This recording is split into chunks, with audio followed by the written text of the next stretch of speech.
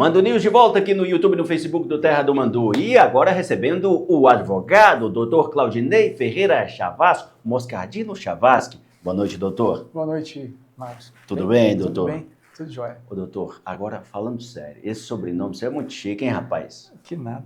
Moscardini Chavasco, hã? Chique demais. Gente, o doutor Claudinei está aqui para falar de um assunto muito interessante, importante, porque até o dia 16 deste mês de dezembro é um prazo aí para pessoas físicas e jurídicas poderem atualizar o valor venal de seus imóveis. Algo aí que a pessoa pode ter um desconto do valor do que ela vai pagar quando resolver vender esse imóvel. É isso, doutor? É isso aí. Na verdade, o governo federal, obviamente, diante de uma necessidade de arrecadação tributária que todos nós temos observado, ele criou uma sistemática, né, para que, obviamente, as pessoas físicas ou pessoas jurídicas possam atualizar, junto às suas declarações de imposto de renda, o valor do imóvel. O que acontece é que nunca tivemos uma lei que permita a atualização. Eventualmente, as pessoas sempre nos perguntam, eu estou lá atualizando todo ano na minha declaração de imposto de renda, ou a empresa pergunta se pode atualizar. Não temos ou não tínhamos lei permitindo a atualização desses valores ao valor de mercado, ao valor presente. Né? Agora, o governo federal, com uma estratégia de arrecadação, ele criou uma ferramenta chamada uma declaração de imóvel, declaração de valor de imóvel atualizado, que pode ser feita até 16 de dezembro deste mês, e aí o governo cria uma sistemática de alíquota deste ganho de capital, ou seja, né, ele criou a sistemática de atualização, mas também ele quer já receber o ganho de capital. O que é o ganho de capital? É a alíquota, ou melhor, é o tributo aplicado entre o custo de aquisição por valor que você vai pagar somente quando você vai vender. O que o governo faz agora? Não. Eu vou já atualizar ou dar condições para que você atualize o seu imóvel e eu já quero parte deste ganho. Ou seja, eu já quero aqui, né, arrecadar um tributo. E aí ele criou uma sistemática. Então, para as pessoas físicas, ele indica 4% de alíquota sobre o ganho de capital, ou seja, a diferença da aquisição para a venda, para que você pague agora. Só que o governo fez também uma sistemática futura. Qual seja, se eventualmente você for vender este imóvel até 15 anos, o governo criou uma sistemática também de cobrança, né, a partir desta declaração que você fará. Então, qual é a lógica? A lógica é que nós temos que fazer matemática. Por quê? Se você não tem intenção de vender esse imóvel no médio e longo prazo, muito interessante fazer a atualização. Mas, desde que seu imóvel seja, né, pessoa física aqui falando, né, igual ou superior a 440 mil. Por quê? Porque imóveis até 440 mil, quando você vende, já tem uma regra hoje de isenção de imposto de renda, tá? E, obviamente, se você tiver outros imóveis, por quê? Porque hoje o legislador também já oferece uma regra para qualquer valor de imóvel. Se você tem este imóvel como único imóvel seu residencial, você vendendo e reaplicando esse valor até 180 dias, você também tem uma regra de isenção de imposto de renda, tá? Por ganho de capital. Então, tem que ser analisado sobre esse prisma. E aí, qual é a sistemática? A sistemática é a seguinte: se hoje você atualiza, você paga 4% só de ganho de capital. Dali 3 anos, até 3 anos, se você for vender, você vai pagar 2 vezes. Você vai pagar o 15%, que é a alíquota cobrada hoje, e mais os 4%. Não vale a pena.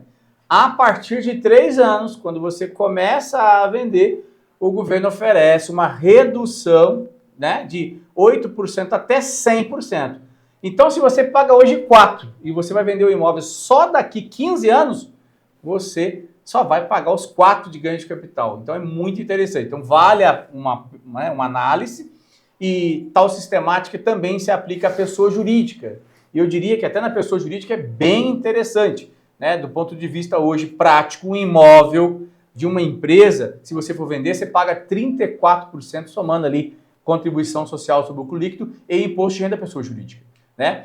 Com a sistemática oferecida pelo governo agora, você vai ter uma alíquota de 6% e 4% a lei de imposto de renda da pessoa jurídica e contribuição social sobre o lucro líquido. Então tem que analisar, tem que fazer conta. Normalmente, um imóvel na PJ não se vende no curto prazo, se vende no longo prazo. Então vale a pena fazer aí uma atualização dessas bases, dessas referências de valores do imóvel. Então, só reforçando aí, enfatizando, para quem vai vender e vai considerar esse prazo aí a longo prazo, de uns 15 anos, isso.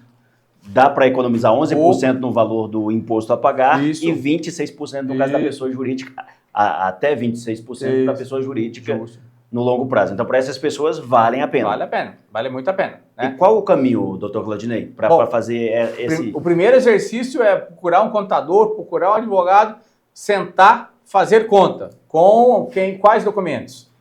Com o imposto de renda e com a matrícula do imóvel. Primeiro passo.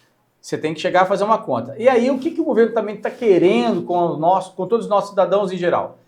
Que você vocacione esse imóvel, que você decida o que vai fazer. Porque há, historicamente, uma estratégia no Brasil de você comprar o imóvel e simplesmente não fazer nada, não dar função social. Esse imóvel vai valorizando, não chega em outro momento, você vende e você ganha muito com isso. Né? O governo pressiona as pessoas a darem função social para esses imóveis. Então ele criou essa sistemática. Então o primeiro passo, procurar um contador, procurar um advogado, levar a declaração de imposto de renda e as matrículas dos imóveis. Fazer conta. Feito a conta, você vai estabelecer, esse imóvel eu vou vender, esse imóvel eu não vou vender. Esse imóvel eu vou vender há tanto tempo, esse imóvel eu nunca vou mexer.